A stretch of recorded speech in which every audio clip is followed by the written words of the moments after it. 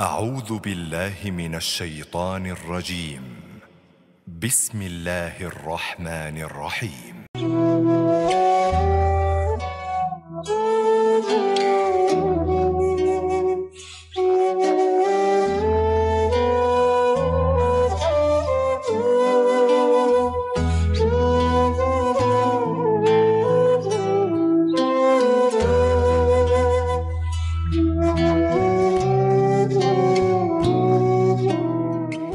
Bismillahirrahmanirrahim. Assalamualaikum warahmatullahi wabarakatuh. Alhamdulillah rabbil alamin alladzi khalaqal mauta wal hayata liyabluwakum ayyukum ahsanu amala wa huwal azizul ghafur. Asyhadu an la ilaha illallah wa asyhadu anna Muhammadar Rasulullah. Allahumma sholli ala sayyidina Muhammad wa ala ali sayyidina Muhammad. Alhamdulillah puji dan syukur senantiasa kita panjatkan pada Allah Subhanahu wa taala atas segala limpahan nikmat serta karunia yang terus Allah berikan kepada kita tidak pernah berhenti sampai dengan saat ini. Terutama nikmat yang paling besar dalam hidup kita yaitu nikmat iman dan Islam. Alhamdulillah. Tidak lupa nikmat lain yang begitu banyak yang tidak pernah terlewatkan Allah berikan kepada kita, nikmat sehat, nikmat waktu, kesempatan, taufik dan hidayah, nikmat rezeki. Alhamdulillah. Semoga Allah jadikan kita hamba-hambanya nantiasa diberikan kekuatan, kemampuan untuk terus bersyukur dan terus meningkatkan keimanan dan ketakwaan kita sampai akhir hayat kita semua. Amin ya rabbal alamin. Salawat dan salam semoga senantiasa tertimpah tercurah pada junjungan kita yang mulia, yang tercinta Nabi besar Muhammad Shallallahu Alaihi Wasallam.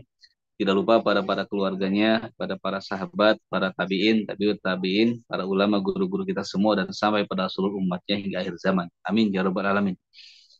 Alhamdulillah pada malam yang sangat baik ini seperti biasa kita dipertemukan kembali, dimudahkan Allah Subhanahu wa taala untuk melaksanakan salah satu kegiatan rutin kita, kegiatan thalabul ilmi yang difasilitasi oleh Masjid Asyifa Fakultas Kedokteran Universitas Padjadjaran. Alhamdulillah. Semoga kegiatan yang kita laksanakan senantiasa istiqomah. Semoga setiap kita bertemu juga bertambah ilmu yang menjadi amal soleh tentunya. Dan juga semoga amal soleh tersebut mampu menjadi wasilah meningkatkan keimanan dan ketakwaan kita kepada Allah Subhanahu wa taala. Mengucapkan terima kasih pada kita Ustaz Ihsan Jundullah yang kembali hadir bersama kami. Hatur nuhun Ustaz.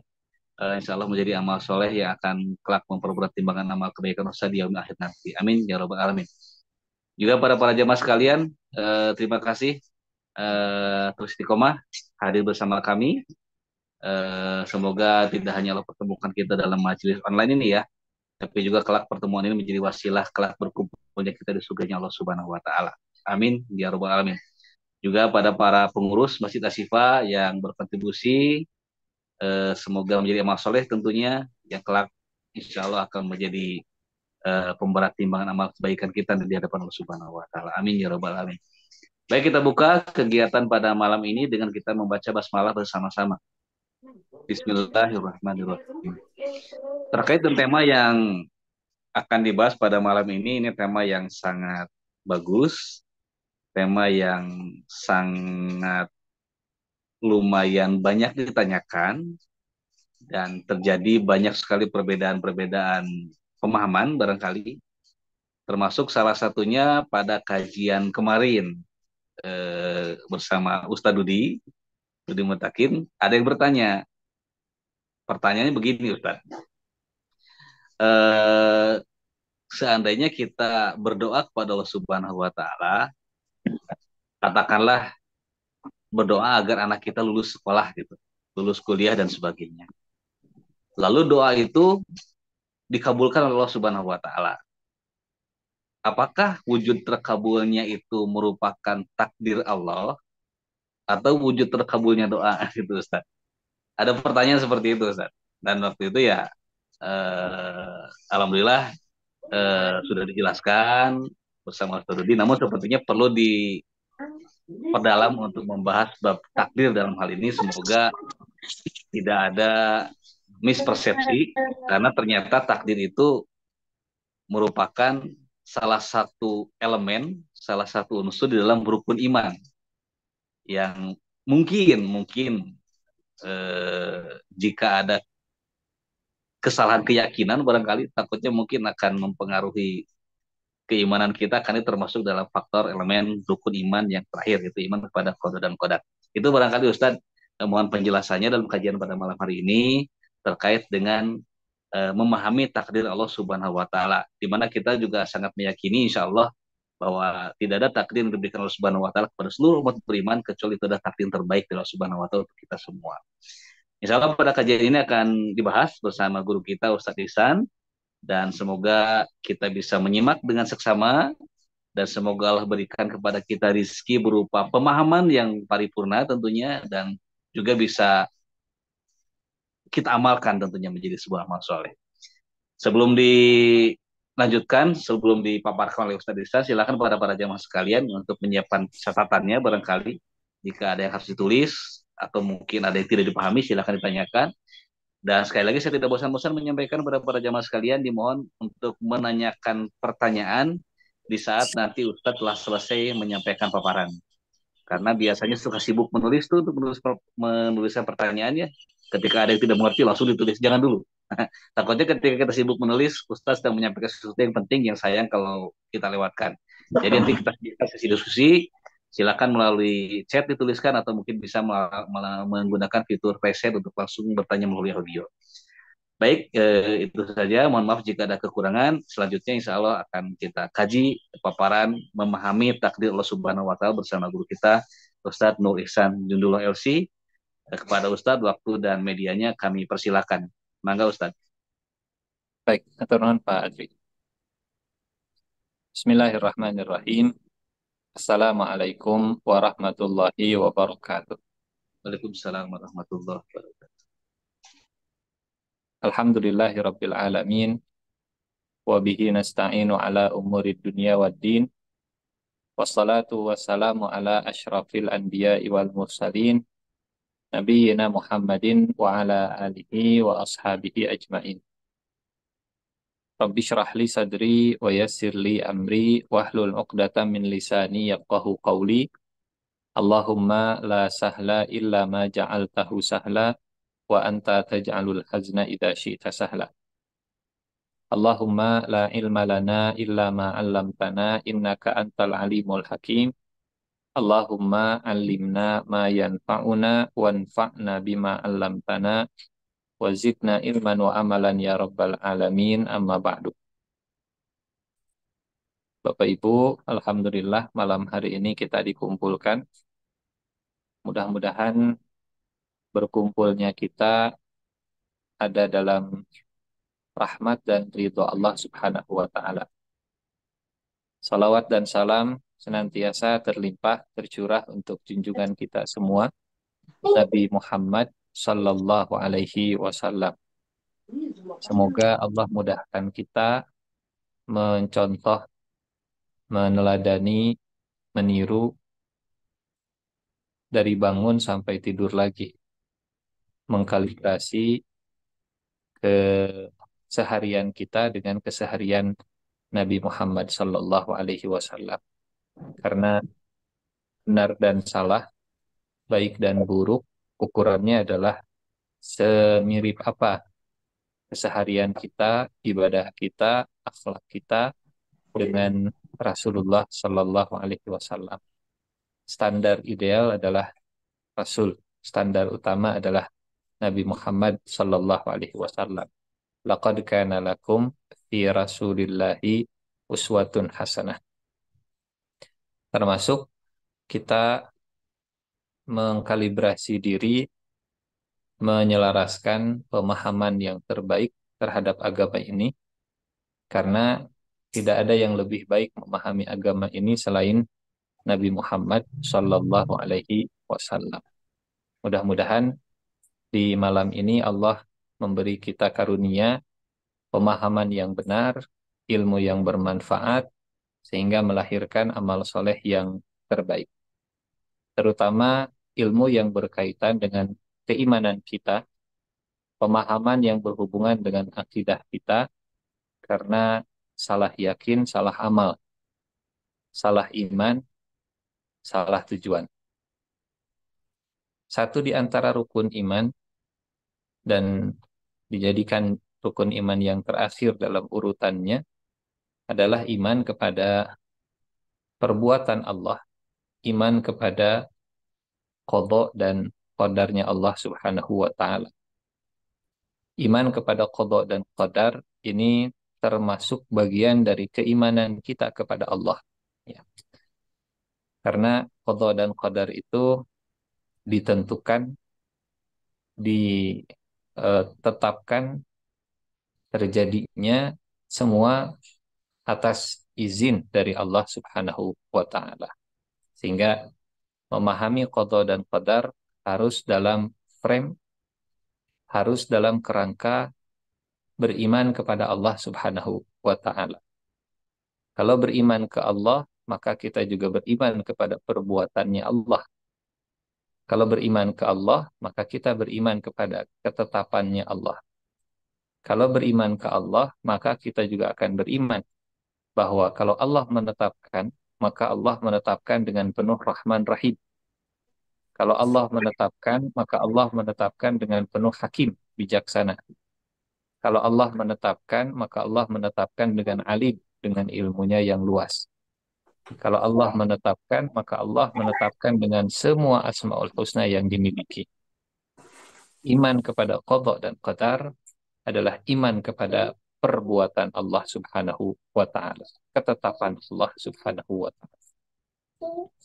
Bapak Ibu yang Allah muliakan, sehingga untuk uh, memahami qada dan qadar ini, yang terbaik adalah kita menjadikan firman Allah sebagai rujukan utamanya, Al-Quran sebagai referensi nomor satunya. Malam ini insya Allah dalam tema memahami takdir Allah, kita akan tadabbur beberapa ayat Al-Quran dan hadis-hadis terkait ayat tersebut eh, berkaitan dengan takdir Allah Subhanahu wa taala. Boleh dicatat ayatnya, nanti silahkan bisa dibuka satu persatu. Yang pertama insya Allah kita akan tadabburi surat Al-Hadid ayat ke-22 dan 23. Surat Al-Hadid ayat 22, 23. Mohon maaf saya tidak pakai PowerPoint, hapunten. Yang kedua, surat Al-An'am ayat 59. Insya Allah kita tadabburi setelah Al-Hadid. Kemudian yang ketiga, surat Al-Lail ayat 5 sampai ayat ke-10. Kemudian yang keempat, surat Al-Qamar ayat ke-49. Yang kelima, surat An-Nisa ayat 79. Yang keenam, surat An-Nahl ayat 35. Dan yang ketujuh, terakhir, kita buat 7 karena angka 7 ini banyak digunakan. 7 kali tawaf, 7 kali sa'i, 7 lapis langit, 7 lapis bumi. Yang ketujuh, surat Al-An'am ayat 148. 7 ayat, mudah-mudahan menjadi pokok, menjadi pondasi, menjadi dasar dalam pemahaman kita mempelajari, beriman kepada takdir Allah Subhanahu wa ta'ala. Baik, kita coba buka satu persatu ayat-ayat tadi ya. Yang pertama surat Al-Hadid, surat ke-57 ya, ayat ke-22 dan 23. A'udzu billahi minasyaitonir rajim. Bismillahirrahmanirrahim. Ma asaba min musibatin fil ardi wala fi anfusikum illa kitabin min qabli an nabra'aha. Inna dzalika 'ala Allahi yasir likai la ta'sau 'ala ma fatakum wala tafrahu bima atakum. Allahu la yuhibbu kulla mukhtalin fakhur. Ma asaba min musibatin, tidak ada satu musibah pun yang menimpa fil ardi, baik yang terjadi di muka bumi, wala fi anfusikum, atau musibah yang terjadi kepada diri kita, sakit dan kehilangan, kekurangan harta, semua musibah yang terjadi di muka bumi ataupun yang terjadi kepada manusia, illa fi kitabin. Semuanya sudah tercatat di dalam kitab. Semuanya sudah tertulis di dalam Lauhul Mahfuz. Min qabli an nabra'aha, sebelum Allah menakdirkannya terjadi, sebelum Allah menciptakan peristiwa itu muncul ke alam semesta. Inna dzalika 'ala Allahi yasir. Sesungguhnya yang demikian itu mudah saja bagi Allah Subhanahu wa taala. Bapak Ibu hadirin, eh, berkaitan dengan ayat ini, Rasulullah Shallallahu Alaihi Wasallam beliau menjelaskan tentang runtutan ciptaan makhluk. Apa yang diciptakan pertama kali oleh Allah ternyata bukan manusia, karena manusia adalah ciptaan Allah yang terakhir, makhluk paling junior, makhluk paling belakangan ada di alam semesta. Jin sudah lebih dulu ada, malaikat sudah lebih dulu ada, bumi sudah lebih dulu ada, hewan sudah lebih dulu ada, tanaman sudah lebih dulu ada. Fasilitas untuk hidup sudah diciptakan lebih awal sebelum khalifah tercipta. Jadi, apa yang pertama kali Allah ciptakan kalau bukan manusia? Ternyata, sebelum Allah menciptakan alam semesta, sebelum langit dan bumi diciptakan Allah Subhanahu wa Ta'ala, sebelum ada segala sesuatunya, Allah pertama kali mencipta pena. Allah menciptakan al-qalam. Inilah ciptaan Allah yang pertama, kata Nabi dalam hadis sahih riwayat Imam Ahmad bin Hanbal. Kata Nabi, Allah menciptakan pena, kemudian Allah perintahkan pena untuk mencatat semua peristiwa yang akan terjadi di alam semesta. Illa fi kitabim min qabli an nabra'aha. Termasuk pertemuan kita pada malam ini, semuanya sudah diketahui oleh Allah dan sudah tercatat dalam Lauhul Mahfuz. Kapan kita tahu kalau pertemuan ini sudah tercatat? Kalau sudah kejadian. Ya. Kalau sudah kejadian, barulah kita tahu bahwa yang terjadi semua sudah tercatat.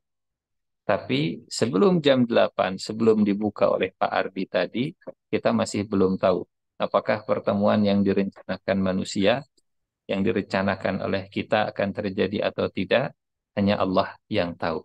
Dan itu termasuk bagian dari ilmu gaib, kunci gaib yang hanya dimiliki oleh Allah Subhanahu wa Ta'ala. Apa artinya? Dalam bab takdir yang harus difahami adalah manusia hanya mengetahui takdir kalau sudah terjadi, adapun yang belum terjadi masih dimiliki oleh Allah, masih menjadi wilayah Allah, kunci gaibnya hanya dipegang oleh Allah Subhanahu wa Ta'ala. Kalau hanya Allah yang tahu, maka manusia tidak boleh sok tahu. Tidak boleh sok tahu, apalagi misalnya memvonis orang lain atau dirinya, saya kayaknya memang di neraka, kayaknya memang di surga. Padahal Allah tidak memberitahu. Kecuali kalau yang memang sudah diberitahu oleh Allah, itu lain cerita. Nah, Bapak Ibu yang Allah muliakan,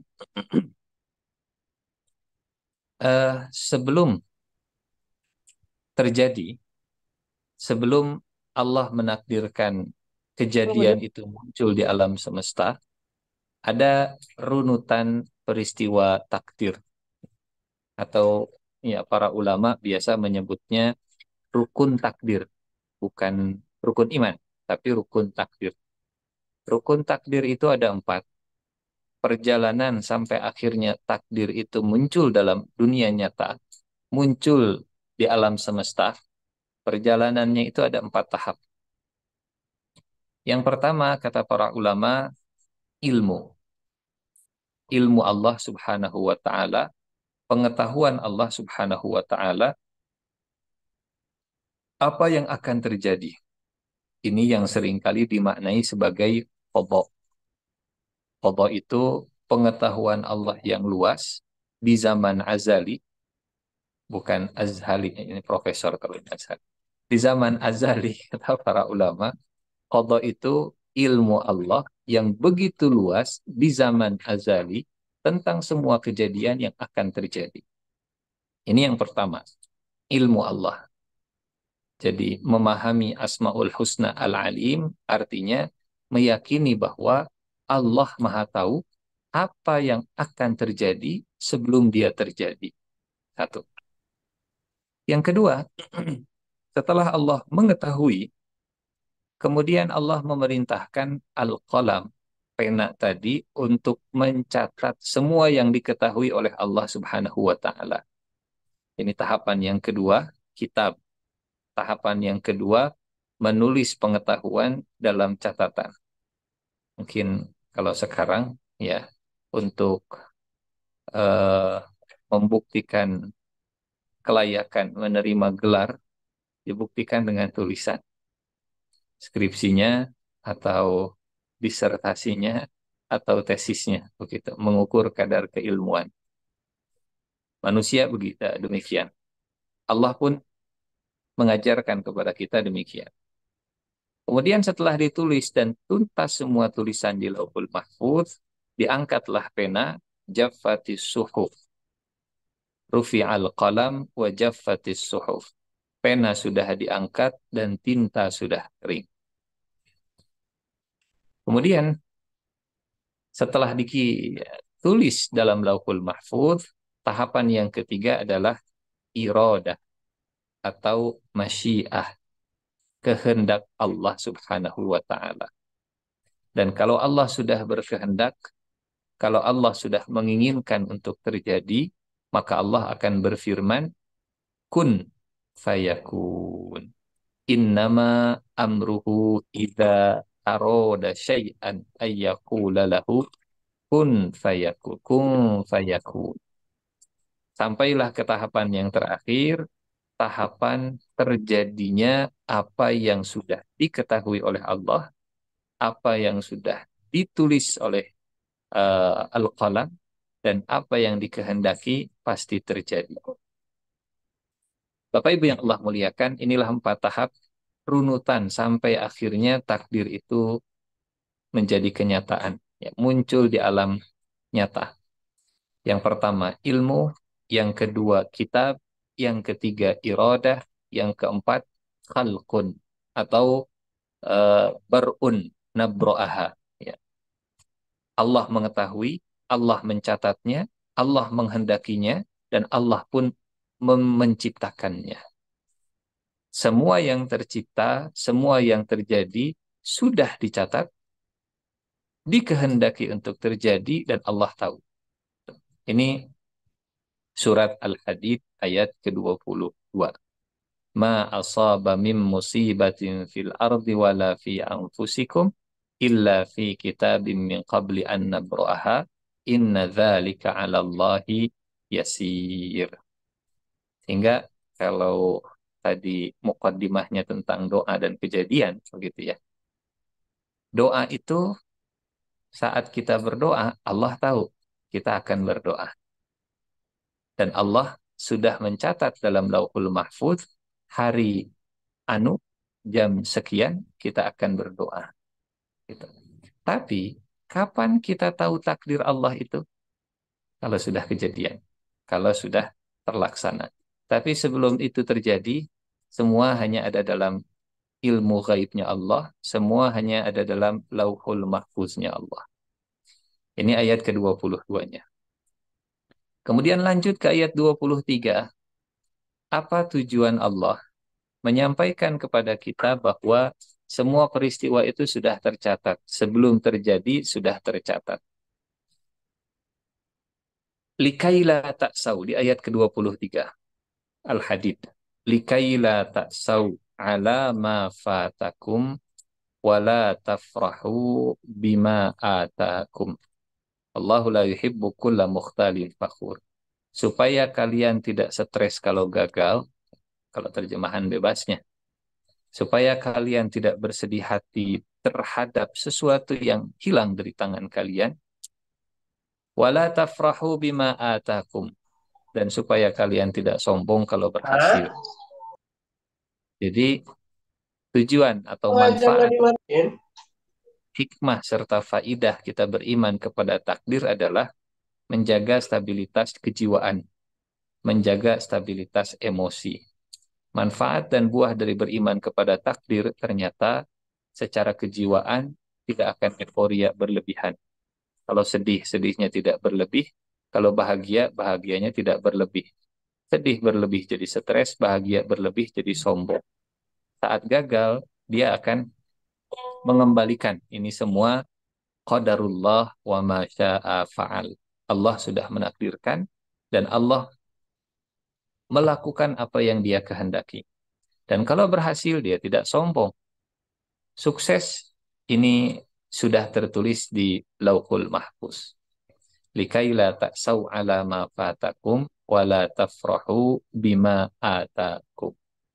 Hingga semua prestasi tidak membuat manusia sombong saat manusia yakin semua sudah dicatat oleh Allah, semua sudah tertulis, semua sudah diketahui sebelum terjadi. Ini yang pertama. Bapak Ibu yang Allah muliakan, tapi ada tapinya ya. Dalam memahami takdir Allah, kalau hanya satu ayat, kalau hanya satu sisi tapi tidak utuh, seringkali pemahaman yang tidak paripurna menciptakan ekstremisme. Sikap ekstrim, sikap tatarruf, termasuk dalam ekstrim memahami takdir, akan melahirkan paham yang ekstrim juga. Dan paham yang ekstrim dalam memahami takdir, itu akhirnya terpolarisasi dalam dua paham, dalam dua kutub. Kutub yang pertama, para ulama mengistilahkannya kutub Jabariyah. Kutub yang kedua, kutub Qadariyah. Apa itu Jabariyah? Jabariyah itu paham ekstrim terhadap takdir yang meyakini bahwa manusia itu seperti wayang. Dia tidak bisa berikhtiar, dia tidak bisa berusaha, dia tidak punya kasab, dia tidak melakukan apapun, semuanya digerakkan oleh takdir, semuanya hanya bisa dilakukan pasrah saja. Dan ini faham ekstrim.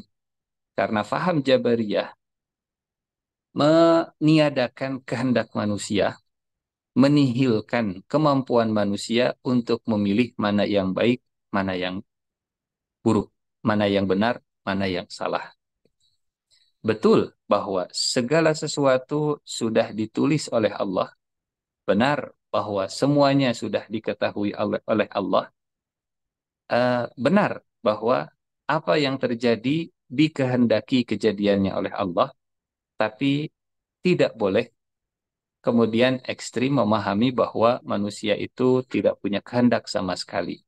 Manusia itu tidak punya ikhtiar sama sekali. Ini namanya paham Jabariyah. Nanti kita akan perjelas ya. Di mana posisi kehendak manusia dalam takdir Allah Subhanahu wa taala. Di sisi yang berseberangan dengan Jabariyah ada paham Qadariyah. Ini juga ekstrim. Polarisasi di kutub yang berikutnya, di kutub yang berseberangan, di arah yang berseberangan 180 derajat, paham Qadariyah, paham yang meniadakan ketentuan Allah, semua itu ditentukan oleh usaha manusia. Jadi tidak ada yang namanya takdir Allah, tidak ada yang namanya catatan di Lauhul Mahfuz. Semua takdir ditentukan oleh perbuatan manusia. Ini ekstrim, yang lain lagi. Gitu. Yang satu ekstrim, kita cuman eh, kapas yang ditiup angin, kita cuman wayang yang digerakkan oleh dalang, kita nggak punya ikhtiar untuk memilih. Jabariyah ini. Di arah yang berseberangan Qadariyah, bahwa semuanya ditentukan oleh manusia. Allah tidak punya kuasa dalam menentukan jalan hidup manusia. Ekstrim kanan, ekstrim kiri. Lalu bagaimana sikap yang terbaik? Pemahaman yang terbaik tetap pemahaman yang wasatiyah. Wasatiyah artinya moderat, tidak ekstrim kanan, tidak ekstrim kiri, tidak terjebak dalam polarisasi pemahaman, dan inilah faham Ahlus Sunnah wal Jamaah. Selesai surat yang pertama, Bapak Ibu yang Allah muliakan, semua sudah diketahui, semua sudah ditulis, semua sudah dikehendaki, dan kalau dikehendaki pasti akan terjadi. Eh, Pengetahuan Allah, Bapak Ibu yang Allah muliakan, pengetahuan Allah tidak bertentangan dengan eh, kehendak manusia. Artinya, ilmu Allah itu bukan ilmu jabar, tapi ilmu kasyaf. Ini istilahnya para ulama saja. Allah mengetahui, tapi pengetahuan Allah itu tidak membuat manusia terpaksa, tapi pengetahuan Allah itu hanya eh, ya ilmu kasyaf, ilmu yang akan membuktikan bahwa apa yang Allah ketahui itu pasti memang bakal terjadi. Contoh misalnya begini, punten. Ini ilustrasi saja, ilustrasi manusia ke manusia yang mudah-mudahan membuat kita ya jadi pendekatan ya, memudahkan pendekatan pemahaman. Kalau ada dosen yang memperhatikan mahasiswanya sebelum ujian, dosen ini sudah bisa memprediksi mahasiswa si fulan, mahasiswa A ini nanti lulusnya bakal cum laude. Sementara mahasiswa B ini kayaknya lulusnya bakal lama. Tahu, tapi tidak memaksa. Dari mana taunya sang dosen ini memberikan vonis seperti tadi? Dari sikap dan semangat belajar mahasiswa tadi. Mahasiswanya semangat, kata dosen, ini si fulan, mahasiswa ini pasti akan lulus dengan cum laude. Padahal ujiannya belum, ya, sidangnya juga belum, tapi sang dosen sudah bisa memprediksi hasil akhirnya nanti pasti akan lulus dengan cum laude. Sebaliknya, ke mahasiswa yang tadi malas-malasan, ke mahasiswa yang susah, ke mahasiswa yang eh, dan seterusnya, sudah divonis oleh dosen, ini mahasiswa kayaknya bakal lulus lama. Padahal ujiannya belum, sidangnya juga belum, kejadiannya belum terjadi. Setelah sidang, setelah ujian akhir, apa yang diprediksi oleh dosen tadi benar-benar terjadi. Mahasiswa A lulus dengan cum laude, mahasiswa B ternyata tidak lulus dan harus mengulang lagi. Apakah prediksi dan pengetahuan dosen itu memaksa mahasiswa sesuai dengan prediksi? Enggak, gitu ya. Ini maksud para ulama, pengetahuan Allah bukan pengetahuan yang membuat manusia terpaksa dengan takdir, tapi pengetahuan Allah adalah pengetahuan yang menyingkap ilmu kasyaf, pengetahuan yang menyingkap apa yang diketahui Allah tidak pernah meleset. Dan ini juga yang difahami oleh para sahabat. Bapak Ibu yang Allah muliakan, Umar bin Khattab saat jadi khalifah pernah menangkap pencuri. Kemudian ditanya, diinterogasi. Kata Umar, kenapa engkau mencuri? Kata si pencuri, karena Allah sudah menghendaki ini terjadi. Ini pencurinya percaya bahwa apa kodo dan kodar itu ada gitu ya. Kenapa mencuri? Kata si pencuri sudah takdir. Akhirnya kata Umar, takdir Allah tidak membuatmu menjadi terpaksa. Qadaruhu la yukhrijuka minal ikhtiyar ilal ittirar. Bahasanya Umar. Qadarullah, takdir Allah, la yukhrijuka, tidak membuatmu terpaksa, kehilangan kebebasan dalam memilih, sehingga engkau hanya sekedar pasrah saja. Qadaruhu la yukhrijuka minal ikhtiyari ilal ittirari. Takdir Allah tidak menghilangkan kebebasan manusia dalam memilih. Maka kalau engkau mencuri, mencuri itu pasti karena pilihanmu sendiri. Mencuri itu karena perilakumu sendiri. Nah, ini keseimbangan dalam memahami takdir Allah, wasatiyah antara Jabariyah dan Qadariyah. Kita lanjut ke surat yang berikutnya. Tadi surat apa? Al-Hadid ya. Surat Al-Hadid ayat 22-23. Surat yang berikutnya surat Al-An'am. Surat ke-6 ayat ke-59. Masih mirip dengan surat Al-Hadid ya. Hanya kalau di surat Al-Hadid itu fokusnya, titik beratnya lebih ke pencatatan takdir. Kalau di surat Al-An'am, titik beratnya lebih ke pengetahuan Allah sebelum itu dicatat. Pengetahuan Allah tentang takdir. A'udzu billahi minasyaitonir rajim. Bismillahirrahmanirrahim. Wa indahu mafatihul ghaib. Di sisi Allah lah kunci-kunci perkara yang gaib. Dan khoto serta qadar ini termasuk perkara gaib yang hanya diketahui oleh Allah sebelum itu terjadi. Kalau sudah terjadi, manusia tahu dan Allah sudah lebih dulu tahu. Wa indahu mafatihul ghaibi la ya'lamuha illa hu. Di sisi Allah kunci-kunci gaib dan tidak ada yang mengetahuinya kecuali Allah. La ya'lamuha illa. Gaib yang dimaksud ini gaib yang sifatnya mutlak. Bapak Ibu, para ulama membagi gaib itu jadi dua. Ada gaib mutlak, ada gaib nisbi atau gaib relatif. Nisbi artinya relatif. Gaib nisbi itu contohnya, saya tidak tahu isi dompet Bapak Ibu, tapi Bapak Ibu tahu isi dompet masing-masing. Bagi saya, gaib, bagi Bapak Ibu tidak. Itu namanya gaib nisbi, gaib relatif.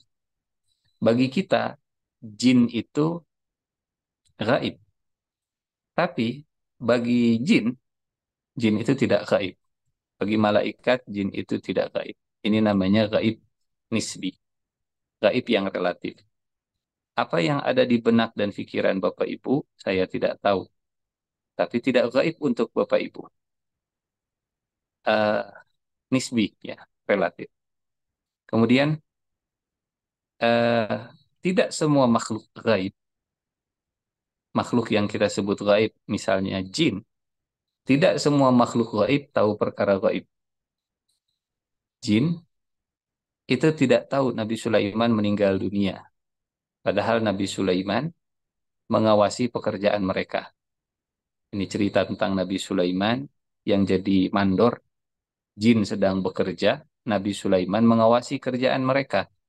Nabi Sulaiman jadi mandor, Nabi Sulaiman mengawasi, Nabi Sulaiman sambil berdiri bersandar ke tongkat kayu. Meninggalnya Nabi Sulaiman itu saat berdiri. Nabi Sulaiman dicabut nyawanya saat berdiri dan kokohnya fisik Nabi Sulaiman dicabut nyawa masih berdiri dan nggak langsung jatuh. Kalau manusia normal kan, ya cabut nyawa langsung lulus. Ini Nabi Sulaiman dicabut nyawa masih tetap berdiri bersandar ke tongkatnya. Kapan jin tahu kalau Nabi Sulaiman sudah meninggal? Setelah rayap makan tongkat Nabi Sulaiman dan tongkatnya rapuh, Nabi Sulaimannya jatuh. Artinya, makhluk yang kita sebut makhluk gaib di depan mata nggak tahu kalau Nabi Sulaiman sudah meninggal dunia. Kita tahu yang namanya rayap, kalau makan kayu itu nggak seperti ular makan tikus. Kalau ular makan tikus ditelan bulat-bulat, tapi kalau rayap makan tongkat, kan sedikit-sedikit. Ya. Sedikit-sedikit. Butuh waktu yang lama sampai tongkatnya rapuh dan Nabi Sulaimannya jatuh. Dan selama itu juga, jin tidak tahu kalau Sulaiman yang ada di depan mata mereka sudah meninggal dunia. Padahal jin katanya makhluk gaib. Malaikat pun tidak tahu perkara yang gaib kecuali kalau Allah memberitahu. Ini makna wa indahu mafatihul ghaibi la ya'lamuha illahu.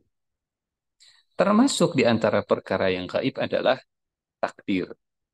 Sehingga lanjutan ayatnya masih di ayat yang sama, ayat 59 surat Al-An'am. Wa ma tasqutu min waraqah. Kalau ada daun yang jatuh, Allah tahu. Wa ma tasqutu min waraqatin illa ya'lamuha. Berapa banyak daun di alam semesta, berapa banyak daun di muka bumi ini dari beragam pohon, ya. Dan sekali jatuh bukan cuma satu. Di rumah Bapak Ibu ada pohon daunnya berguguran, Allah tahu. Di rumah saya ada pohon berguguran, daunnya Allah juga tahu. Wa ma tasqutu min waraqatin illa ya'lamuha. Wala habbatin fi dhulumatil ardi wala ratbi wala yabisin illa fi kitabim mubin.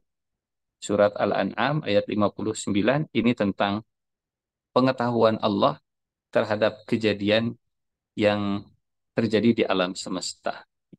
Di tengah kegelapan, kalau ada semut warnanya hitam bergerak, Allah tahu pergerakannya.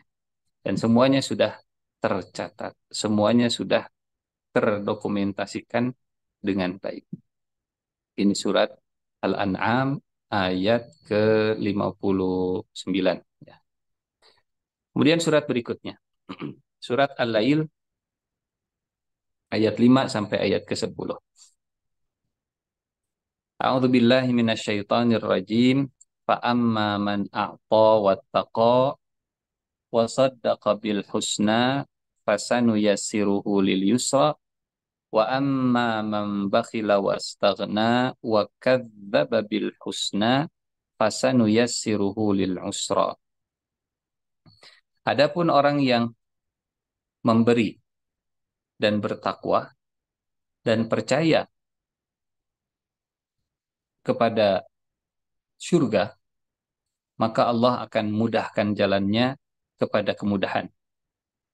Adapun orang yang kikir dan merasa cukup dengan manusia, merasa cukup dengan Allah Subhanahu wa taala, tidak butuh dengan Allah, dan dia mendustakan dengan surga, tidak percaya surga, maka Allah akan mudahkan dia ke dalam kesulitan. Fasanuyassiruhu lil usra. Apa hubungan ayat ini dengan takdir Allah Subhanahu wa taala? Ayat ini dibaca oleh Nabi berkaitan dengan takdir saat Nabi menyampaikan kepada sahabatnya, sesungguhnya, kata Nabi, setiap orang itu sudah dicatat oleh Allah tempatnya di surganya dan di nerakanya. Ini konteks ayat Al-Lail ayat 5-10 yang dibacakan Nabi berkaitan dengan takdir. Kata Nabi, di antara takdir yang sudah dicatat oleh Allah bagi manusia adalah tempatnya dia di surga atau dia di neraka. Sekali lagi, ilmu Allah dan takdir Allah tidak memaksa manusia dan menghilangkan kehendaknya. Ini kaidah yang sangat penting, ya. Bahwa takdir Allah itu perkara yang gaib, manusia tidak boleh sok tahu apa yang hanya diketahui oleh Allah Subhanahu wa taala. Yang kedua, kehendak Allah, takdir Allah, ilmu Allah, apa yang dicatat di dalam Lauhul Mahfuz tidak mencabut kehendak manusia, kebebasan memilih manusia untuk beramal atau tidak beramal. Kata Nabi, sesungguhnya Allah telah mencatat setiap manusia itu tempatnya di surga dan di neraka. Kata para ulama menjelaskan hadis ini begini. Saya, Allah sudah mencatat. Kalau masuk surga, maka surganya surga Firdaus. Misalnya ya. Amin, mudah-mudahan. Kalau masuk neraka, maka nerakanya neraka Wail, misalnya. Jadi setiap orang sudah dicatat oleh Allah, kalau dia masuk surga, dia surganya Firdaus. Kalau dia masuk neraka, maka nerakanya neraka Wail. Setiap orang. Lalu, kalau ternyata dia masuk surga, maka jatah neraka yang sudah dicatat untuk orang tersebut, untuk saya misalnya, ternyata eh, takdirnya, rizkinya, saya mendapatkan surga. Amin ya Rabb. Maka jatah neraka yang tadi sudah dicatat di Lauhul Mahfuz, itu akan diwariskan, akan diberikan, akan dilimpahkan kepada mereka yang masuk ke neraka. Sebaliknya, kalau ada seseorang yang ternyata hasil akhirnya dia itu ke neraka, maka surga yang sudah dijatahkan oleh Allah akan diwariskan kepada ahli surga yang lainnya. Ini eh, tafsir para ulama, ulama tafsir saat menjelaskan kenapa di dalam Al-Quran ada kalimat merekalah pewaris surga. Ulaika humul warithun alladzina yarithunal firdausahum fiha khalidun. Mereka lah para pewaris yang mewarisi surga Firdaus dan mereka kekal di dalamnya. Surat Al-Mu'minun. Kenapa ada istilah waris? Dan dari mana dia dapat warisan surga? Salah satu di antara tafsirnya para ulama, mereka mendapatkan warisan surga dari orang-orang yang sedianya kalau dia beramal soleh masuk surga, tapi karena dia beramal salah dia masuk neraka, jatah surganya diberikan kepada yang lain. Ini salah satu penjelasan para ulama begitu. Kita kembali lagi ke hadis tadi, ke surat Al-Lail ayat 5 sampai ayat 10. Kata Nabi, sesungguhnya setiap manusia sudah dicatat oleh Allah surganya dan nerakanya. Kata sahabat, ya Rasulullah, afala nattakil? Ya Rasulullah, kalau begitu kita bersandar saja dengan takdir Allah. Kalau begitu ya Rasulullah, biarlah yang sudah ditakdirkan itu terjadi, biarlah yang sudah tercatat itu terjadi, kita nggak usah ngapa-ngapain, pasrah saja. Ini pemahaman yang juga pernah terlontar dari lisan para sahabat di depan Rasul saat Rasul menceritakan tentang takdir surga dan takdir neraka. Apa reaksi Nabi? Kata Nabi, lah, nggak boleh, jangan. I'malu, beramallah kalian semua. Kenapa? Satu, kita nggak tahu. Takdir Allah itu perkara yang gaib. Gitu. Dan kita tidak boleh sok tahu juga karena Allah yang tahu. Yang kedua, takdir Allah tidak memaksa kita kehilangan kehendak. Hingga kata Nabi beramal. Fakullun muyassarun lima khuliqalahu. Setiap orang pasti akan dimudahkan sesuai dengan ciptaannya. Sesuai dengan apa dia diciptakan. Barulah Rasulullah membaca surat Al-Lail ayat 5 sampai ayat ke-10. Fa'amma man a'ta wattaqa wa saddaqa bil husna fasanuyassiruhu lil yusra. Manusia tetap bisa beramal, manusia tetap bisa berdonasi, berbagi, berinfak dan memberi. Manusia bisa memilih untuk bertakwa dan manusia bisa memilih untuk beriman atau tidak, percaya atau tidak. Tapi yang melakukan tiga hal ini, yang memberi, yang bertakwa, dan yang percaya kepada akhirat, maka Allah akan mudahkan jalannya menuju ke surga. Adapun yang bakhil, kikir, kopet, mereka hese buntut kasiran, dan dia merasa tidak butuh dengan Allah dan dengan orang lain, dan mendustakan akhirat, maka Allah akan mudahkan orang tersebut jalannya menuju ke neraka. Ini surat Al-Lail ayat 5 sampai dengan ayat ke-10 ya. Jadi kalau kita hanya membahas satu ayat saja, kalau kita hanya memegang satu ayat saja tanpa mengumpulkan ayat-ayat yang lain, dikhawatirkan pemahamannya tidak paripurna, dan kalau tidak paripurna kemudian akan muncul tatarruf ya, sikap bukan ekstrim, sikap ekstrim dalam memahami takdir Allah Subhanahu wa taala. Surat yang berikutnya, surat yang keempat, apa tadi? Surat Al-Qamar. Surat Al-Qamar, surat ke-54, ayat ke-49. Surat Al-Qamar ayat 49. A'udzu billahi minasyaitonir rajim. Bismillahirrahmanirrahim.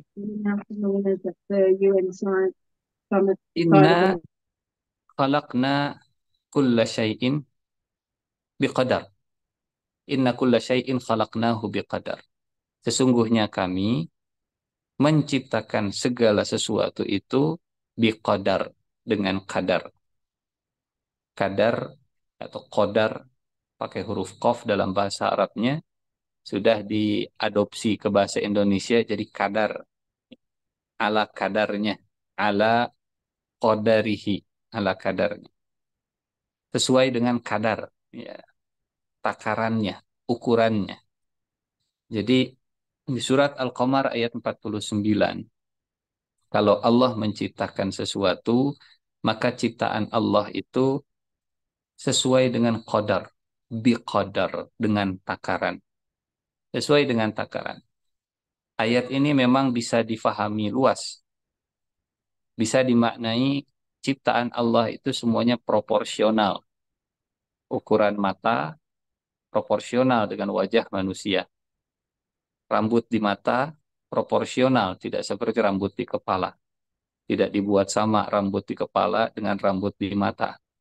Kalau dibuat sama, bukan cuma ada cukur rambut, mungkin ada cukur alis, ada cukur bulu mata, ada cukur bulu hidung. Dan ya Bapak Ibu lebih paham tentunya. Ya, gigi tumbuh, tapi akhirnya bisa berhenti bertumbuh. Kalau tumbuhnya tidak berhenti, tidak proporsional, mungkin bukan cuma cukur rambut, tapi juga ada cukur gigi. Kuku tumbuh, tapi jari tidak tumbuh. Kalau jari ikut tumbuh dengan kuku, mungkin bukan cuma potong kuku, tapi juga harus potong jari. Inna kulla syai'in khalaqnahu biqadar. Ayat ini bisa dimaknai ciptaan Allah itu semua proporsional. Ciptaan Allah itu semua proporsional. Makna yang kedua, inna kulla syai'in khalaqnahu biqadar. Bahwa takdir Allah itu, ciptaan Allah itu proporsional sesuai dengan takdirnya, sesuai dengan kehendaknya.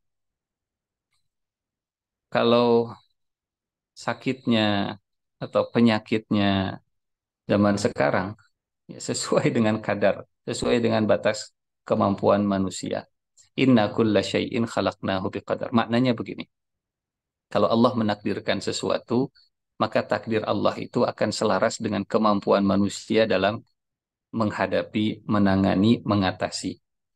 Ayat ini, Bapak Ibu, membuat pemahaman kita terhadap takdir bahwa takdir Allah itu memotivasi, bukan melemahkan manusia.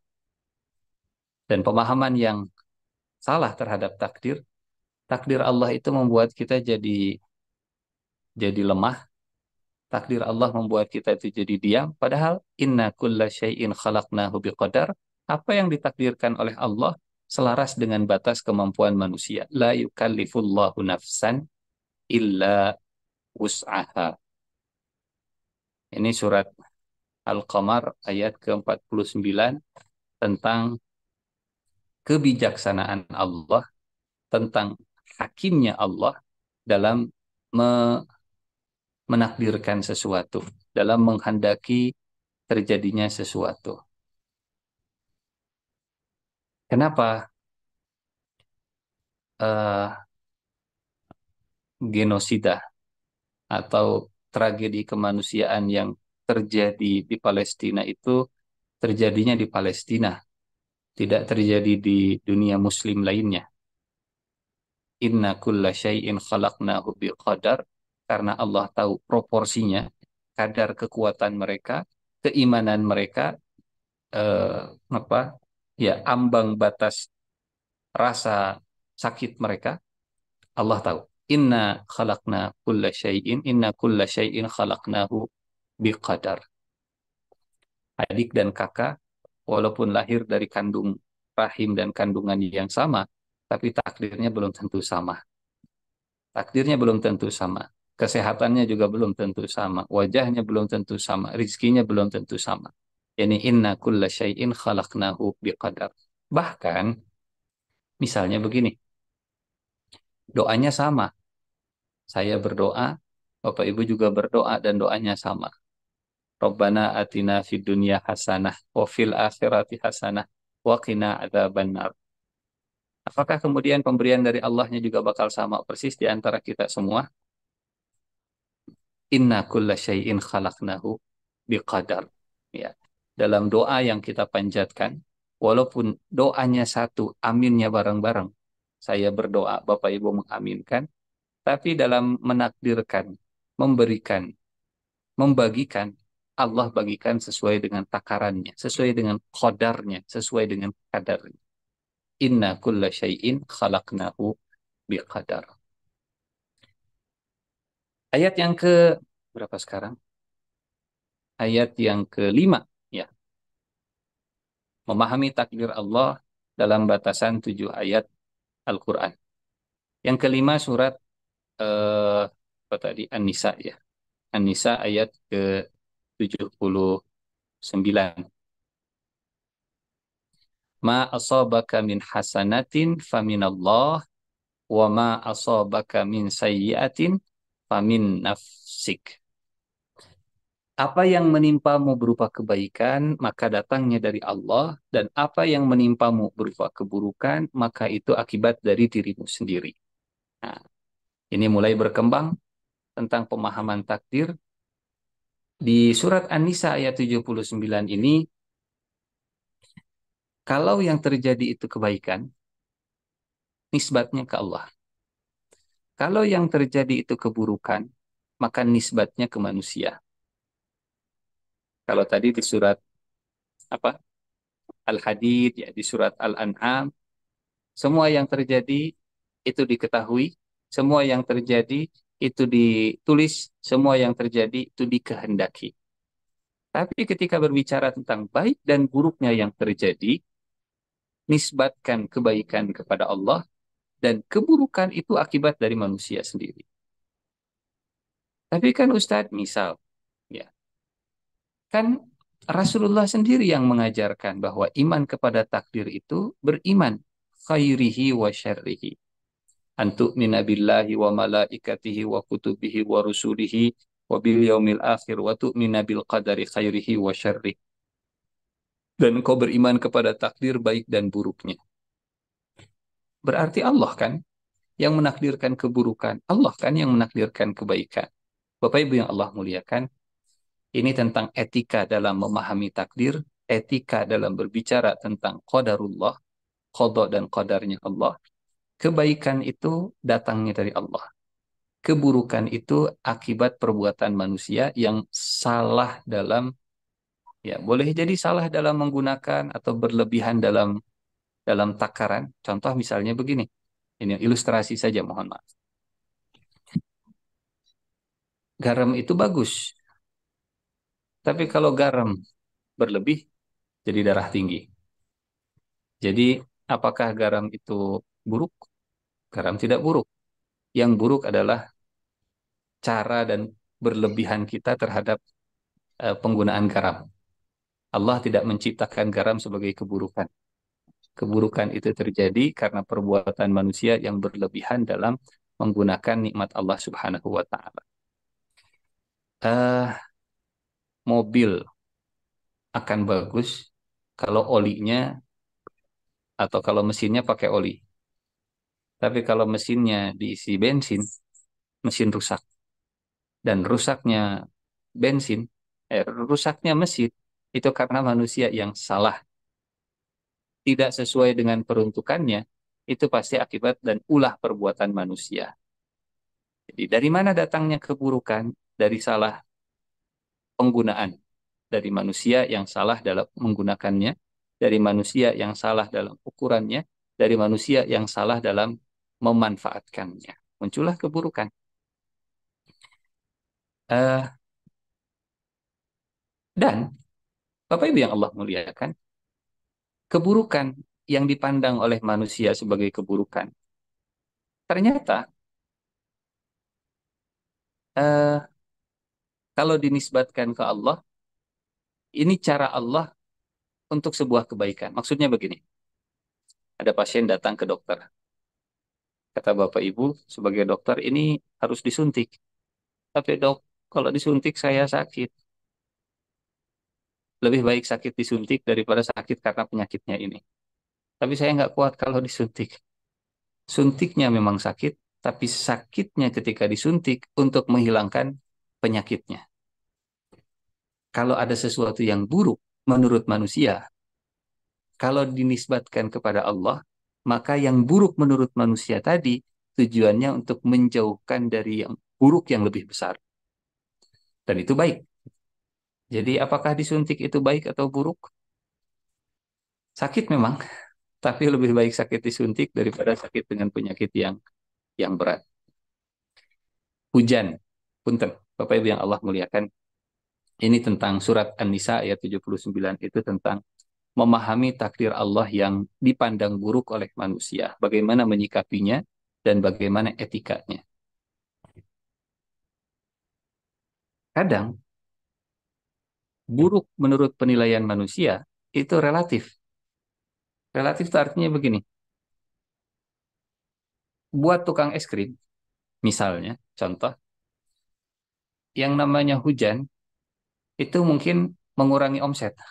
Ya, mereka nggak bisa jualan kalau lagi hujan. Tapi bagi petani, hujan ini jadi kebaikan.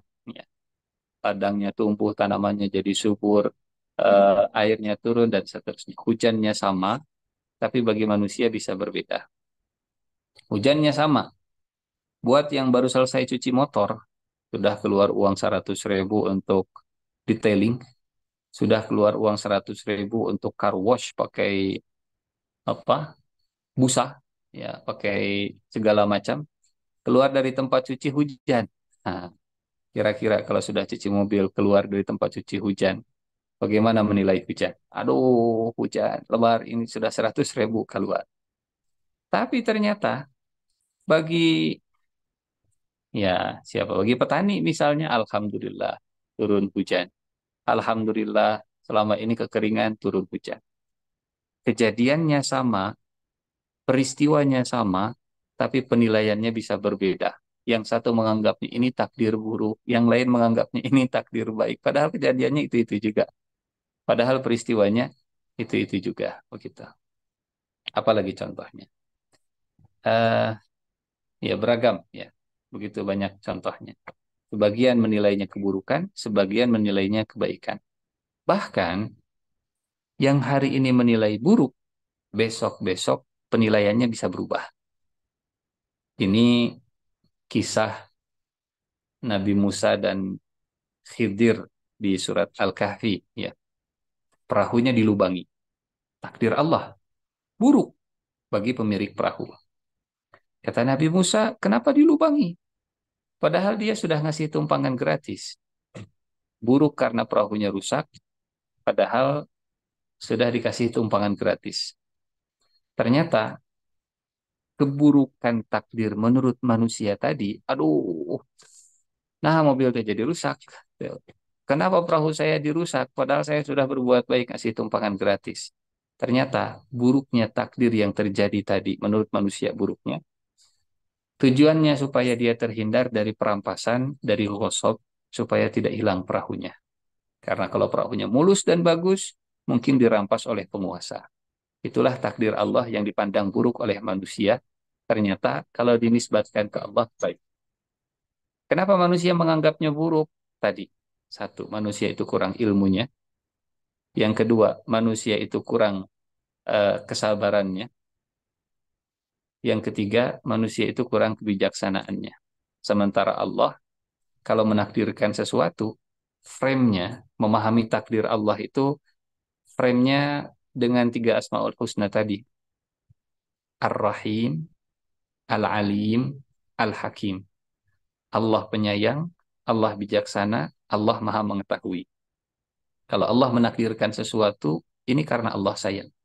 Kalau Allah menakdirkan sesuatu, karena Allah tahu apa yang kita tidak tahu. Kalau Allah menakdirkan sesuatu, Allah pasti bijaksana, dan Allah akan sesuai menakdirkan dengan takarannya. Al-Alim, Ar-Rahim, Al-Hakim. Ilmu, sabar, dan bijaksana. Kemudian, anak kecil yang dibunuh oleh Khidir. Kata Nabi Musa, aqatalta nafsan zakiyatan bighairi nafsin laqad ji'ta syai'an nukra. Kata Khidir, amal gulamu fakana abawahu mu'minaini fakhashina ayyurhiqahuma tughyana wa kufra.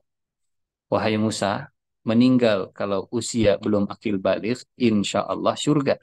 Tapi kalau tumbuh dewasa, anak ini dalam catatan Allah, ya, kalau dia tumbuh dewasa, Allah memberi wahyu, dia akan menjadi durhaka, dia akan menyusahkan orang tuanya, dia bisa jadi kufur. Jadi bijaksananya Allah, walaupun bungkusnya dari nikmat tadi itu buruk menurut manusia, gitu ya. Covernya pahit, padahal dalamnya manfaat. Ini surat An-Nisa ayat ke-79. Tidak menisbatkan keburukan kepada Allah. Keburukan itu relativitas manusia dalam memandang. Kejadiannya sama, penilaiannya bisa beda. Sebagian menganggap ini kebaikan, sebagian menganggap itu sebuah keburukan. Dan yang menganggap buruk hari ini, besok-besok dia akan mengatakan, untung kemarin saya mengalami kejadian yang gak enak. Ternyata hikmahnya hari ini, nah hikmah itu erat kaitannya dengan Allah Al-Hakim, Allah yang maha bijaksana. Oh, ternyata hikmahnya ini, dulu saya tidak keterima itu. Oh, ternyata ini hikmahnya, dulu saya ditolak itu. Oh, ternyata ini hikmahnya, dulu saya kehilangan A, kehilangan B, dan seterusnya.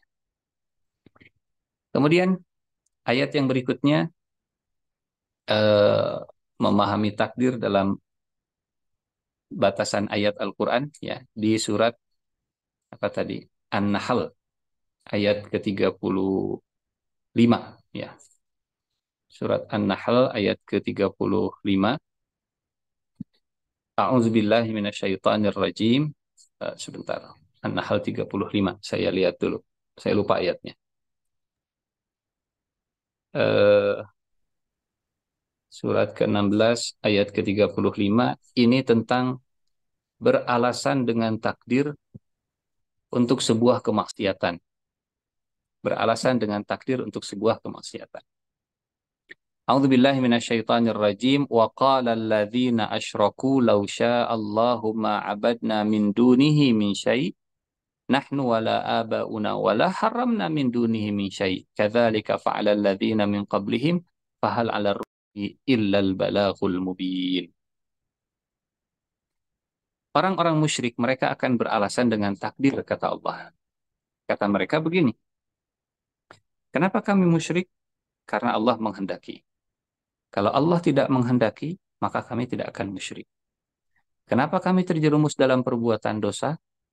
Karena Allah menghendaki. Kalau Allah tidak menghendaki, pasti tidak akan terjadi. Ini surat An-Nahl ayat 35, dan ya termasuk surat Al-An'am ayat 148 juga mirip ya maknanya. Sayaqulul ladzina asyraku law sya'allahu ma asyrakna wala abauna wala harramna min dunihi min syai'. Mereka akan berargumentasi dengan takdir saat mereka berbuat maksiat, saat mereka berbuat dosa, saat mereka eh, apa namanya, mempersekutukan Allah Subhanahu wa taala. Kalau di surat Yasin eh, ada orang yang bakhil tapi pakai takdir begitu. Dalilnya begini, alasannya begini. Anut aimu man law yasha'ullahu at'amah. Ngapain kita ngasih makan orang yang sudah ditakdirkan oleh Allah lapar? Karena kalau Allah menakdirkan dia kenyang, dia pasti bakal kenyang. Takdir dia memang susah, ngapain kita bantu? Allah yang menginginkan dia susah, ngapain kita tolong? Takdir dia memang bodoh, ngapain kita ajari? Allah yang menginginkan dia bodoh, ngapain kita kasih ilmu? Kurang lebih begitu, gitu ya. Dan ini eh, kesalahan yang tidak boleh diulang, kesalahan yang dulu pernah terjadi kepada orang zaman dulu. Jangan sampai ya eh, kezoliman siapapun, kezoliman orang kuat, kemudian dibenarkan, gimana lagi, sudah takdir. Kenapa kita ini terbelakang? Dan memang sudah takdir. Kalau Allah berkehendak, pasti kita juga bisa maju. Lau Allahu ma asyrakna wala abauna. Jadi ini faham yang tadi kita sampaikan ya. Paham ekstrim dalam memahami takdir yang eh, jabariyah. Kalau berbuat dosa, ya karena sudah dikehendaki oleh Tuhannya. Kalau dia berbuat syirik, ya karena Allah sudah menghendaki kita berbuat syirik. Sampai ini ada kejadian. Kalau saya tidak salah Imam Syafi'i atau Imam Abu Hanifah yang mirip kejadiannya seperti Umar bin Khattab tadi. Hanya bedanya saat ditanya, kenapa mencuri? Karena sudah takdir. Akhirnya jawabannya ditampar. Plak, si pencuri tadi ditampar. Kata si pencuri, kenapa saya ditampar? Karena sudah takdir. Kalau Anda beralasan mencuri karena takdir, maka ditampar juga karena takdir. Jadi kalau ada orang yang bermaksiat alasannya karena takdir, cara menjawabnya adalah di dibegitukan. Ini juga sudah takdir gitu. Ini surat Al-An'am ayat 148, surat An-Nahl ayat ke-35 tentang pemahaman yang salah. Dia beriman atau dia percaya bahwa Allah itu menakdirkan sesuatu, tapi uh, salah dalam memahami dan menganggap bahwa manusia itu tidak punya peran, tidak punya kehendak, semua uh, keburukan dan kemaksiatannya itu sudah dikehendaki oleh Allah Subhanahu wa taala. Dia tidak mau bertanggung jawab atas perbuatannya dan menyalahkan Allah atas dosa-dosa dan kemaksiatannya. Bapak Ibu, ini mungkin tujuh ayat rangkuman tentang takdir, ayat-ayat pilihan tentang takdir. Mudah-mudahan bisa menjadi gambaran sederhana rangkuman seperti apa Allah menginginkan kita memahami takdir. Wallahu a'lam bishawab. Saya kembalikan ke moderator Pak Ardi. Assalamualaikum warahmatullahi wabarakatuh. Waalaikumsalam warahmatullahi wabarakatuh. Syukran hatunun Ustaz. Subhanallah, ternyata cukup membuat kita agak, saya pribadi berat berpikir Ustaz ya. Ternyata luar biasa. Tadi Ustaz sampaikan di yang pertama surat Al-Hadid ayat 22, yang kedua Al-Hadid ayat 23 itu tentang sikap terhadap takdir Allah. Al-An'am ayat 59 tentang pengetahuan Allah Subhanahu wa taala terjadi dalam semesta. Al-Lail ayat 5 sampai 10, Al-Qamar 50 sampai 49, An-Nisa ayat 79 dan yang terakhir An-Nahl ayat 35. Masya Allah, alhamdulillah, paparan Ustaz sangat inspiratif sekali. Eh, Sebagian mungkin kita semua memahami, namun juga tentu insya Allah Allah juga mengetahui barangkali bahwa akan ada bertanya pada malam hari ini Ustaz. Gitu. Baik pada para jamaah sekalian, dari paparan telah disampaikan tadi, seperti biasa ya, kebetulan saya menggunakan handphone, entah kenapa saya masih belum bisa menemukan penyebabnya. Kolom chat ini tidak bisa saya baca gitu sampai sekarang. Saya lupa apakah harus diupdate atau bagaimana, saya belum melakukan. Jika ada pertanyaan, maka satu dua pertanyaan barangkali kita batasi karena waktu. Boleh melakukan resen dan langsung saja melalui audio, kami persilakan maka.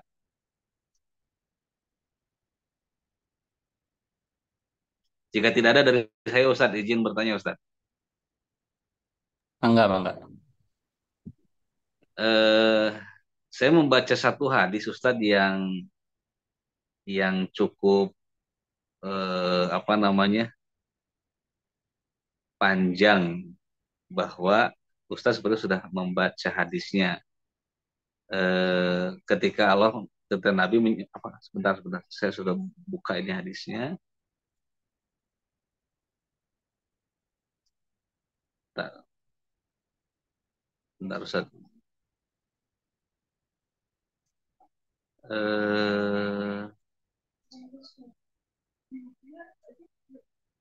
sudah saya lupa lagi mana. Hadisnya bahwa ketika Allah sudah mentakdirkan seseorang untuk menjadi ahli surga, maka Allah akan takdirkan dia akan beramal dengan amalan seseorang yang akan masuk surga. Nah ini nih. Eh, ini Ustaz. Sesungguhnya Allah Azza wa Jalla menciptakan Adam, lalu dia mengusap punggungnya dengan tangan kanan dan mengeluarkan darinya sejumlah keturunan. Allah berfirman, aku telah menciptakan mereka untuk dimasukkan ke dalam surga dengan amalan penduduk surga. Dan mereka pun mengamalkannya. Kemudian Allah mengusap punggungnya lagi, lalu mengeluarkan darinya sejumlah keturunan, dan Allah berfirman, aku telah mencipta mereka untuk neraka dengan amalan penduduk neraka, dan mereka pun mengamalkannya. Lalu seorang laki-laki bertanya, wahai Rasulullah, lantas apa gunanya beramal? Maka Rasulullah menjawab, sesungguhnya Allah Azza wa Jalla apabila menciptakan seseorang hamba untuk masuk surga, maka Allah menjadikannya beramal dengan amalan penduduk surga, hingga ia mati dalam keadaan beramal dengan amalan penduduk surga. Lalu ia dimasukkan ke dalam surga dengan amalan tersebut. Saya pernah mendengar, Ustadz, ada juga hadis yang ketika seseorang ditakdirkan masuk surga, lalu dia beramal dengan amalan neraka, maka ujungnya adalah dia menjadi ahli neraka. Sebaliknya ketika dia ditakdirkan menjadi ahli neraka, lalu dia beramal dengan penduduk surga, maka ujungnya masuk neraka. Lalu dalam pengajian itu ada seseorang yang menarik kesimpulan, Ustadz. Menarik kesimpulan bahwa Ustadz, apakah lebih baik kita menganggap diri kita ditakdirkan sebagai ahli neraka saja agar kita termotivasi untuk beribadah daripada kita merasa pede ditakdirkan masuk surga, santai akhirnya kita tidak melakukan amal dan ditakdirin surga, akhirnya itu kita masuk neraka. Jadi dia ekstrim menyampaikan lebih baik kita berpikir takdir jadi neraka aja agar kita takut. Mohon penjelasan yang hadis tadi Ustaz, dan ujungnya seperti itu gitu Ustaz. Baik. Gitu. Ya, Bismillahirrahmanirrahim. Mudah-mudahan Allah membimbing saya, membimbing kita, memberikan karunia pemahaman ilmu terhadap takdir yang utuh, paripurna, dan produktif, begitu ya. Bukan ilmu yang membuat kita jadi pasif. Bapak Ibu yang Allah muliakan, pertama, wilayah takdir ini wilayah Allah, bukan wilayah manusia. Ya, wilayah manusia adalah beramal soleh. Jadi, kalau masuk ke wilayah Allah, apapun, kalau itu wilayah Allah, pasti manusia akan sulit untuk menjangkau karena ilmu Allah jauh lebih luas dari ilmu manusia, karena kebijaksanaan Allah jauh lebih besar dari kebijaksanaan manusia, dan sayang Allah itu caranya kadang tidak bisa dicerna oleh manusia. Contoh sederhana misalnya begini, sayangnya orang tua seringkali tidak diterima sama seperti anak, seperti yang diterima oleh anak. Kata anaknya pengen main game, kata orang tuanya jangan. Kata anaknya pengen jajan, kata orang tuanya jangan. Kata anaknya pengen motor, kata orang tuanya jangan. Nah ini orang tua yang nggak sayang sama anak. Gitu. Padahal justru itu tanda sayang. Karena kalau terus-terusan dikasih jajan, terus-terusan dikasih main game, dibebaskan untuk jalan kemanapun, justru itu mencelakakan. Tapi eh, cara daya tangkapnya beda. Itu padahal manusia dengan manusia yang terpaut usia sekian puluh tahun, sekian belas tahun saja gitu. Apalagi kalau Nggak usah bawa antara sayurnya, Khalik, airnya aja. ya apalagi kalau antara Khalik dengan makhluk gitu ya. Antara Khalik dengan makhluk pasti daya tangkapnya jauh tidak bisa dibandingkan. Ini satu. Takdir wilayah Allah, usaha wilayah manusia. Sehingga tugas kita sebagai makhluk adalah beramal yang terbaik dan beriman saja bahwa semua takdir Allah itu pasti yang terbaik. Ini yang kedua. Yang ketiga, memahami hadis tadi bahwa ada yang sudah ditakdirkan, ada yang beramal dengan amalan ahli surga, ya. Kemudian di akhir usianya dia beramal dengan amalan ahli neraka karena sudah tercatat dalam catatan Allah dia itu penduduk neraka. Para ulama ketika membahas hadis ini mengumpulkan dengan hadis-hadis yang senada, dengan hadis-hadis yang sefrekuensi, ternyata disimpulkannya begini. Mereka yang beramal dengan amalan ahli surga itu kelihatannya saja, zohirnya saja. Sementara batinnya, niatnya Allah tahu. Allah tahu bahwa mereka beramal dengan amalan ahli surga, tapi tidak dengan motivasi yang sama seperti ahli surga. Sebaliknya, mereka yang berbuat dengan perbuatan ahli neraka dan di akhir usianya catatan Allah bahwa dia itu ahli surga mendahului sehingga di akhir usianya dia beramal dengan ahli surga. Kata para ulama, kelihatan di mata manusia perbuatannya itu buruk di nerakaun, tapi Allah lebih tahu isi hatinya itu mencerit, ya Allah, saya sampai kapan akan berbuat dosa terus? Ya Allah, saya kapan atau bisa bertaubatnya? Ya Allah, tolong bimbing saya. Tapi zohirnya, di mata manusia, si fulan ini ahli maksiat. Tapi hatinya itu menjerit, ya Allah, capek saya maksiat terus. Ini rangkuman penjelasan para ulama setelah mengumpulkan hadis-hadis yang senada, hadis-hadis yang sefrekuensi tadi. Sehingga Allah tidak akan pernah salah dalam menakdirkan sesuatu. Dan sekali lagi, ini kaidah yang sangat, sangat, sangat, sangat penting sekali. Takdir Allah tidak membuat manusia kehilangan kehendaknya untuk memilih mana yang baik, mana yang buruk, mana yang soleh, mana yang salah, mana jalan surga, mana jalan neraka, karena Allah sudah membekali kita dengan akal fikiran dan tanpa paksaan. La ikroha fiddin. Gitu. Sehingga eh, saat Allah tadi menakdirkan apa surga dan neraka seseorang, takdir Allah itu rahasia Allah. Manusia nggak tahu. Manusia tidak tahu. Dan kalau sudah terjadi, manusia juga akan melihat, oh, pantas dia di neraka juga. Karena ternyata di dunia, dia memang memilih jalan neraka. Dan tidak boleh menyalahkan takdir atas kemaksiatan yang sudah dilakukan, karena kemaksiatan terjadi atas pilihan, bukan karena paksaan. Takdir tidak pernah memaksa manusia. Terakhir, sebagai penutup begini. Ini tentang takdir itu bisa dipilih, gitu ya. Waktu Umar bin Khattab pergi dari Madinah ke Syam, dari Madinah ke Palestina. Belum sampai ke Palestina, Umar bin Khattab dapat berita kalau di Palestina sedang ada wabah pandemi. Kata Umar bin Khattab, siapa di antara kalian, wahai para sahabat, yang pernah mendengar panduan Rasulullah kalau terjadi pandemi, kalau terjadi wabah, kalau terjadi epidemi? Kata Abdurrahman bin Auf, saya pernah mendengar Rasulullah bersabda, siapa yang mendengar ada satu wabah di satu kaum, maka jangan masuk ke sana. Dan siapa yang berada di sana, jangan keluar dari sana.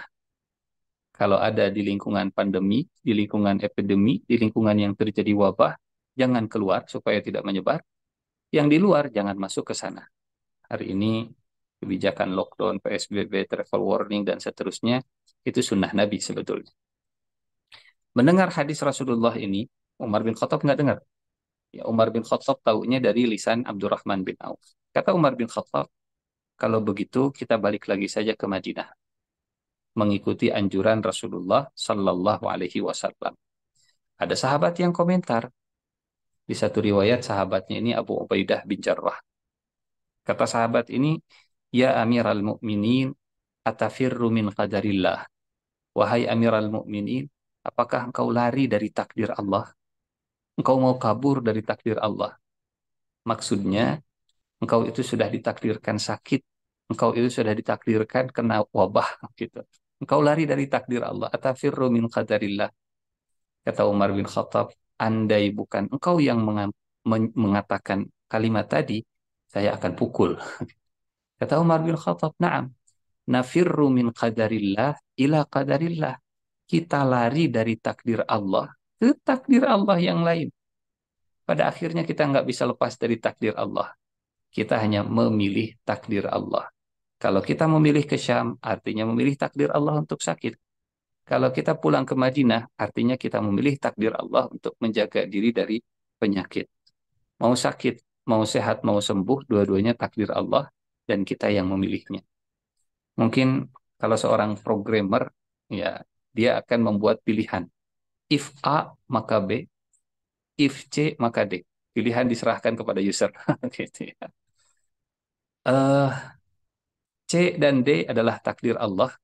Pilihannya diserahkan kepada manusia. Itu sebabnya Allah Subhanahu wa Ta'ala akan memberikan perubahan kalau manusianya mau berubah. Ya. Innallaha la yughayyiru ma biqaumin hatta yughayyiru ma bi anfusihim. Perubahan takdir dari Allah kepada suatu kaum itu bermula dari keinginan berubah dari manusianya sendiri. Artinya, takdir Allah tidak memaksa manusia untuk kehilangan pilihannya. Wallahu a'lam bishawab. Mangga.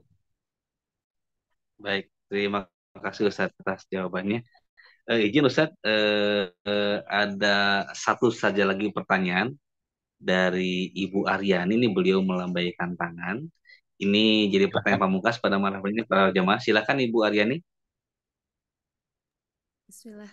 Hatur nuhun, Dok. Izin, Prof, guru-guru semua. Eh, Ustadz, saya ingin bertanya tentang hadis. Tidak ada yang bisa menolak takdir Allah kecuali doa, gitu ya.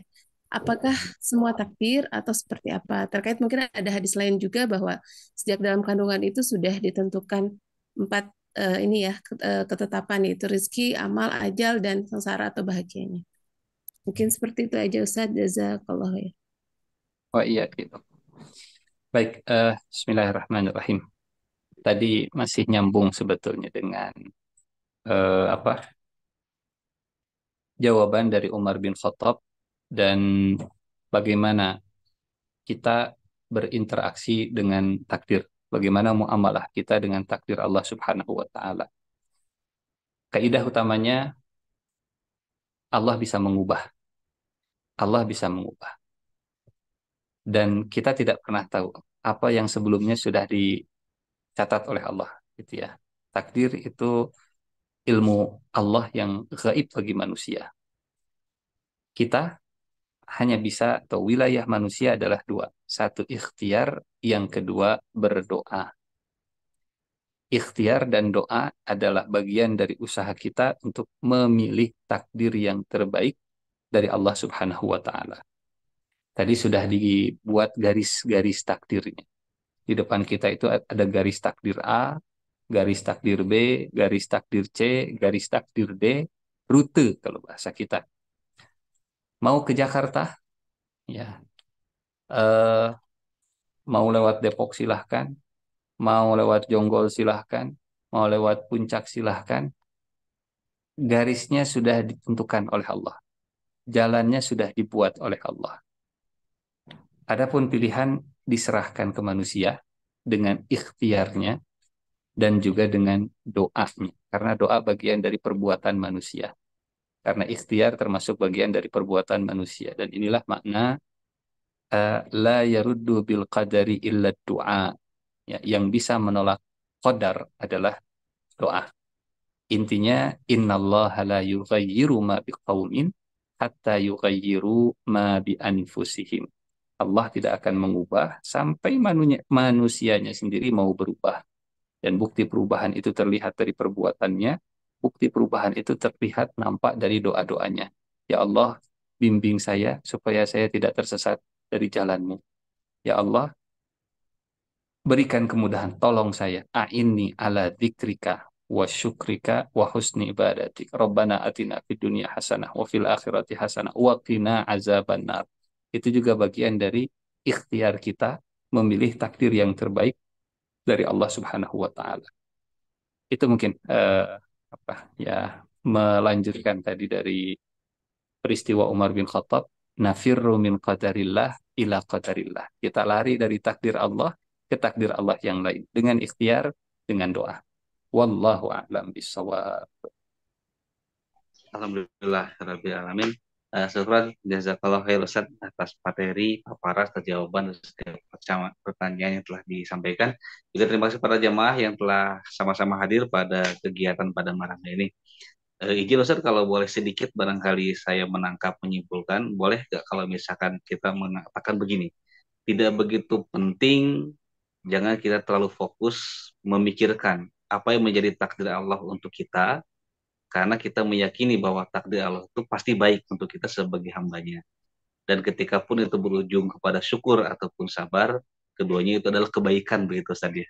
Yang penting kita adalah ikhtiar dan doa yang kita lakukan di dalam perjalanan kehidupan kita. Gitu. Masya Allah, rangkuman Baik yang Ustaz. terbaik itu. Betul. Jangan sampai yang ditakutkan tadi yang ayat terakhir ya Ustaz, ke surat An-Nahl ayat 35. Jadi menjadikan takdir Allah sebagai subhanahu wa ta'ala sebagai alasan atas dosa-dosa yang kita lakukan. Dan Allah sudah Betul. pengen saya berbuat dosa gitu. Betul. Baik, syukran jazakallah ya Ustaz. Baik Ustaz, terima kasih atas ilmu yang telah sampai pada malam hari ini. Semoga kita semua diberikan rezeki pemahaman dan menjadi amal soleh tentunya. Dan juga ini adalah bagian dari rukun iman. Semoga dengan dibahasnya pemahaman takdir pada malam ini semakin mengokohkan iman kita, semakin menguatkan iman kita, semakin khusyuk kita dalam salat kita, insya Allah. Amin ya rabbal alamin. Baik Ustaz, mohon izin sebelum ditutup seperti biasa untuk memimpin doa singkat untuk kita semua dan juga untuk saudara-saudara kita yang saat ini di Palestina, Ustaz. Mangga. Baik, a'udzubillahi minasyaitonir rajim. Bismillahirrahmanirrahim. حمدا نائمين حمدا شاكرين حمدا يوافي نعمه ويكافئ مزيده يا ربنا لك الحمد كما ينبغي لجلال وجهك وعظيم سلطانك اللهم صل على سيدنا محمد وعلى آله وصحبه أجمعين اللهم اغفر لنا ولوالدينا وارحمهما كما ربيانا صغارا اللهم أعز الإسلام والمسلمين وأذل الشرك والمشركين اللهم انصر إخواننا المسلمين المستضعفين في غزة وفي فلسطين اللهم انصر المجاهدين في كل مكان يا رب العالمين ربنا آتنا في الدنيا حسنة وفي الآخرة حسنة وقنا عذاب النار وصلى الله على نبينا محمد وعلى آله وصحبه وسلم والحمد لله رب العالمين.